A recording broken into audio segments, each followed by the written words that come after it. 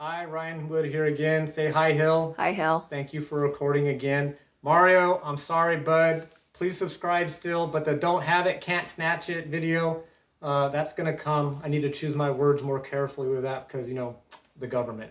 Anyway, so this is about reaffirmation agreements in Chapter 7 bankruptcy and your vehicle loan, okay? So a reaffirmation agreement, let's talk about the vehicle loan in more detail.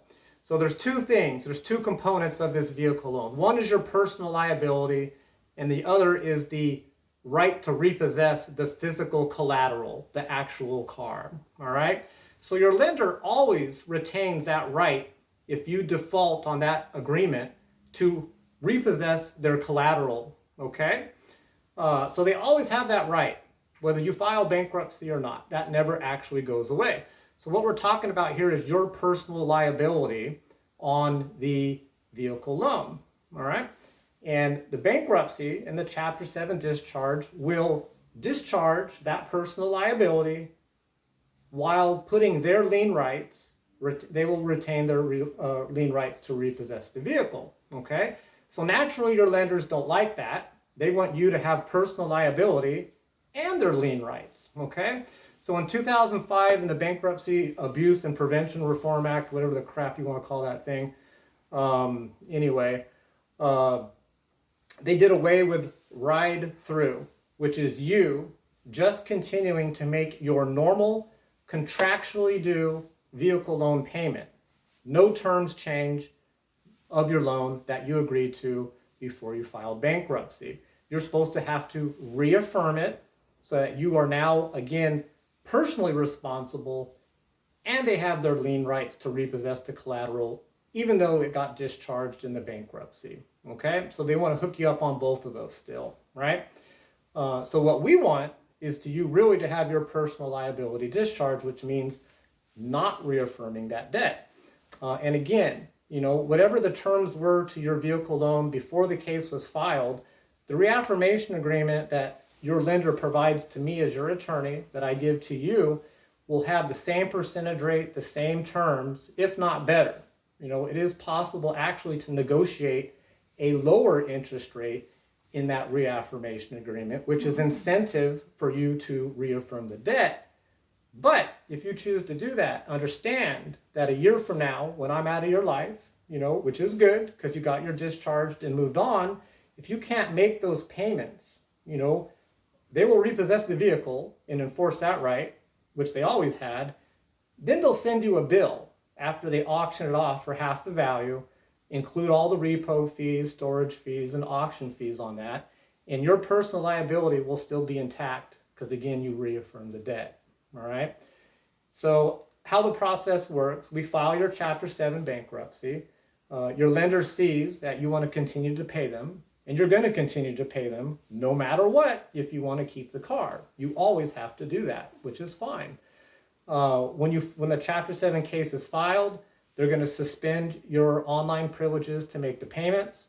So you can pay by phone. You can mail them a cashier's check, money order cashier's check to still make this payment. There's a statement of intention in the Chapter 7 petition, which you're going to state your intent regarding the secured debt in the loan. And your intent is to continue to pay them, which is what this will say. And they'll happily take the money. And then they'll send me a reaffirmation agreement, most likely. And this is when I'm going to send you the link to this video, in addition to a PDF of frequently asked questions and a disclosure statement that says if you choose to reaffirm this debt, it's your choice. And there are benefits to reaffirming it and reinstating your personal liability on this obligation, okay? They're going to report to the credit bureaus your on-time vehicle loan payments, which in theory will help you raise your credit score, which of course we want. And then they'll reinstate your online privileges and all that stuff. But they will send you a bill if you have a problem making that payment post-Chapter 7 discharge, all right? So I can't really recommend that. I'm taking your money to get you a discharge and have zero liability, right? And that includes a debt, your personal liability on this vehicle loan. So what we really want, right, is hopefully you to fill out the reaffirmation agreement without my help, because I don't want to charge you for my time to do it, right? And then you put your information in there, you read all disclosures, and then the lender files that reaffirmation with the court for court approval. And then your bankruptcy judge, whoever may be assigned to your case, goes, hey, I'm a bankruptcy judge. I'm going to look out for you. I don't think this reaffirmation is in your best interest. It's an undue hardship. And they will enter an order denying the reaffirmation to this loan, but also it will say, as long as you stay current, they cannot repossess their collateral. And that's really what we want. That would be the holy grail, right? Ford Motor Credit is the only lender I'm aware of that will repossess your vehicle if you don't reaffirm it. All the rest of them will allow you to continue to pay them without reaffirming it, and it is your personal liability, will therefore be discharged. They will not report to the credit bureaus though. You will not be able to make your payment online. You will have to do it by phone or mail or whatnot, okay? So there's pluses and minuses. It really depends on what you want and what you think is best for you, of course, which always, hopefully you find this helpful to make the best choice for you.